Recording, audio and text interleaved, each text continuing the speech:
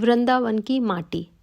शोभा नाम की औरत जिसकी बहन वृंदावन में रहती थी, एक दिन वह उसको मिलने के लिए वृंदावन गई। शोभा जो कि काफ़ी पैसे वाली औरत थी, लेकिन उसकी बहन कीर्ति जो कि वृंदावन में रहती थी अधिक पैसे वाली नहीं थी, लेकिन दिल की वह बहुत अच्छी थी, या फिर यह कह सकते हैं कि दिल की वह बहुत अमीर थी। उसका पति मिट्टी के घड़े बनाने का काम करता था। शोभा काफ़ी सालों बाद अपनी बहन को मिलकर बहुत खुश हुई, लेकिन उसमें थोड़ा सा अपने पैसों को लेकर घमंड भी था। वो कीर्ति के घर हर छोटी बात पर उसकी चीज़ों में कमी निकालती रहती थी, लेकिन कीर्ति उसको कुछ ना कहकर बस यही कह देती कि जो बाके बिहारी जी की इच्छा। लेकिन शोभा प्रत्येक बात में उसको नीचा दिखाने का प्रयास करती। कीर्ति ने अपनी ओर से अपनी बहन की आवभगत में कोई कमी न छोड़ी। उसने अपनी बहन का पूरा ख्याल रखा। उसने उसको वृंदावन के सारे मंदिर के दर्शन करवाए और उनकी महिमा के बारे में बताया। शोभा यह दर्शन करके खुश तो हुई और उसने महिमा भी सुनी, लेकिन उसका इन चीज़ों में इतना ध्यान नहीं था। बस दर्शन करके वापस आ गई। उसको वृंदावन में रहते हुए काफ़ी दिन हो गए। वह एक दिन अपनी बहन से बोली कि कीर्ति, अब बहुत दिन हो गए तेरे घर रहते हुए, अब मुझे अपने घर जाना चाहिए। कीर्ति थोड़ी सी उदास हो गई और बोली, बहन कुछ दिन और रुक जाओ। शोभा बोली, नहीं, काफ़ी दिन हो गए मुझे आए हुए। घर में मेरा पति और बच्चे अकेले हैं, उनको सास के सहारे छोड़कर आई हूँ। अब मैं फिर कभी आऊँगी। जब शोभा वापस जाने लगी तो कीर्ति जो कि शोभा की बड़ी बहन थी, उसने अपनी छोटी बहन को उपहार स्वरूप मिट्टी का घड़ा दिया। घड़े को देखकर शोभा हैरान सी हो गई और मन में सोचने लगी, क्या कोई उपहार में भी घड़ा देता है? लेकिन कीर्ति के बार बार आग्रह करने पर उसने बेमन से घड़ा ले लिया। जब शोभा जाने लगी तो कीर्ति की आंखों में आंसू थे, लेकिन शोभा उससे नजरें चुराती हुई जल्दी जल्दी वहां से चली गई। सारे रास्ते शोभा यही सोचती रही कि मैं घर जाकर अपनी सास और पति को क्या बताऊंगी कि मेरी बड़ी बहन ने मुझे घड़ा उपहार के रूप में दिया है। तो उसको इस बात से बहुत लज्जा आ रही थी। उसने सोचा कि घर में जाकर झूठ बोल दूंगी कि घड़ा मैं खरीद कर लाई हूँ, मुझे तो मेरी बहन ने काफ़ी कुछ दिया है। इसी तरह सोचते सोचते वह घर पहुँची और उसने घर जाकर घड़ा अपनी रसोई के ऊपर रख दिया। उसको मन में बहुत ही गुस्सा आ रहा था कि मेरी बहन क्या इस लायक भी नहीं थी कि छोटी बहन को कुछ पैसे उपहार में दे सके। अब उसको अपने घर आए काफ़ी दिन हो गए। गर्मियों के दिन थे, तभी उसके गांव में पानी की बहुत कठिनाई आने लगी। कुएं में, नदियों में पानी सूख गया। उसके गांव के लोग दूर दूर से पानी भरकर लाते। पैसे होने के बावजूद भी शोभा को पानी के लिए बहुत कठिनाइयाँ हो रही थी।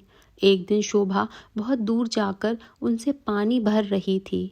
वहाँ पर और भी औरतें पानी भरने के लिए आई हुई थीं, तो जल्दी पानी भरने की होड़ में धक्का मुक्की में शोभा का घड़ा टूट गया।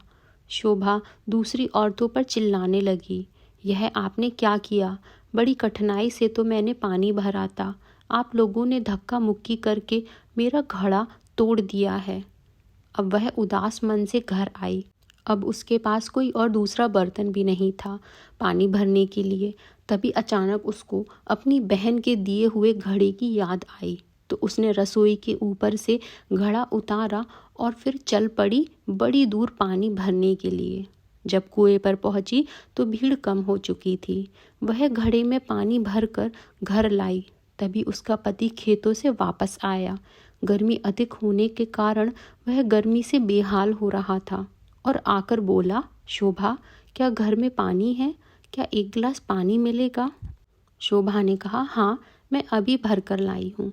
उसने उस घड़े में से एक गिलास पानी भरकर अपने पति को दिया। गले में से पानी उतरते ही उसका पति एकदम से उठ खड़ा हुआ और बोला, यह पानी तुम कहाँ से लाई हो? शोभा एकदम से डर गई कि शायद मुझसे कोई भूल हो गई है। उसने कहा, क्यों, क्या हुआ?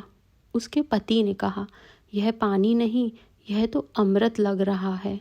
इतना मीठा पानी तो आज तक मैंने नहीं पिया। यह तो कुएं का पानी लग ही नहीं रहा। यह तो लग रहा है किसी मंदिर का अमृत है। शोभा बोली, मैं तो कुएं से ही भरकर लाई हूँ। यह देखो घड़ा भरा हुआ। उसके पति ने कहा, यह घड़ा तुम कहाँ से लाई थी? उसने कहा, जब मैं वृंदावन से वापस आ रही थी तो मेरी बहन ने मुझे दिया था। यह सुनकर उसका पति चुप हो गया। अब शोभा का पति बोला कि मैं थोड़ी देर के लिए बाहर जा रहा हूँ, तब तक तुम भोजन तैयार करो। शोभा ने उसी घड़े के जल से दाल चावल बनाए। घड़े के पानी से दाल चावल बनाने से उसकी सुगंध पूरे गांव में फैल गई।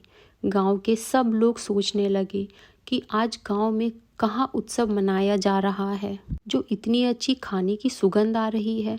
सब लोग एक एक करके उस सुगंध को सूंघते हुए शोभा के घर तक आ पहुँचे।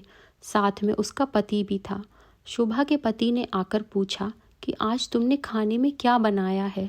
शोभा ने कहा, मैंने तो दाल और चावल बनाए हैं। सब लोग हैरान हो गए कि दाल चावल की इतनी अच्छी सुगंध। सभी लोग शोभा का मुंह देखने लगे कि आज तो हम भी तेरे घर से दाल चावल खाकर जाएंगे। उसने किसी को मना नहीं किया और थोड़ी थोड़ी दाल चावल सबको दिए। दाल चावल खाकर सब लोग उसको कहने लगे, यह दाल चावल नहीं, ऐसे लग रहा है कि हम लोग अमृत चख रहे हैं। शोभा के पति ने कहा कि तुमने आज दाल चावल कैसे बनाए? उसने कहा, मैंने तो यह घड़े के जल से ही दाल चावल बनाए हैं। शोभा का पति बोला, तेरी बहन ने तो बहुत अच्छा उपहार दिया है। अगले दिन जब शोभा घड़ा भरने के लिए जाने लगी तो उसने देखा घड़ा तो पहले से ही भरा हुआ है। उसका जल वैसा का वैसा ही है जितना वो कल लाई थी। उसने उसमें से खाना भी बनाया था, जल भी पिया था, लेकिन घड़ा फिर भरा का भरा था। शोभा एकदम से हैरान हो गई, यह कैसे हो गया? तभी अचानक से उसी दिन उसकी बहन कीर्ति उसको मिलने के लिए उसके घर आई। तो शोभा अपनी बहन को देखकर बहुत खुश हुई। शोभा ने अपनी बहन को गले लगाया और उसको पानी पिलाया। शोभा ने अपनी बहन को कहा कि दीदी, यह जो तूने मुझे घड़ा दिया था, यह तो बहुत ही चमत्कारी घड़ा है। मैंने तो तुच्छ समझकर रसोई के ऊपर रख दिया था, लेकिन कल जब से इसमें जल भरा हुआ है तब से जल भरा हुआ है। इसका जल इतना मीठा है और इसके जल से मैंने दाल चावल बनाए जो कि अमृत के समान बने थे।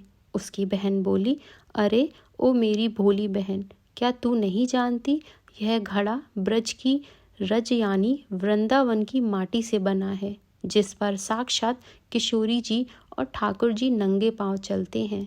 उसी रज से यह घड़ा बना है। यह घड़ा नहीं, साक्षात किशोरी जी और ठाकुर जी के चरण तुम्हारे घर पड़े हैं। किशोरी जी और ठाकुर जी का ही स्वरूप तुम्हारे घर आया है।